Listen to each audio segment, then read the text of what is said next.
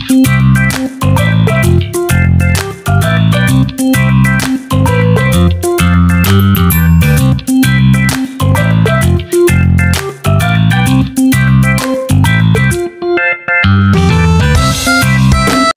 to my channel Cambosdar, at kapag bago ka pa lang, please subscribe, like and share and hit notification bell. TUPAD program ng DOL para makakuha ng 13 na bilyong piso na pondo sa 2024 hanggang 2025.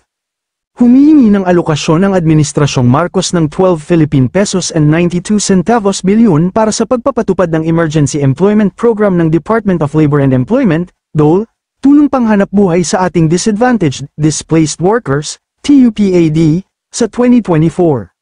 Sa isang pahayag nitong Huwebes, sinabi ng Department of Budget and Management, DBM, na ang paglalaan ng 12 Philippine pesos and 92 centavos bilyon para sa TUPAD program sa ilalim ng 2024 na National Expenditure Program, NEP, ay mahalaga upang palakasin ang paglikha ng trabaho para sa mga Pilipino.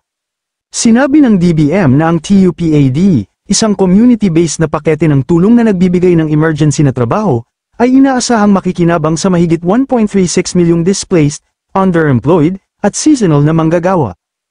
Ang programa ay nagbibigay ng trabaho sa mga Pilipino para sa pinakamababang panahon ng 10 araw hanggang sa maximum na 90 araw, depende sa uri ng gawaing gagawin.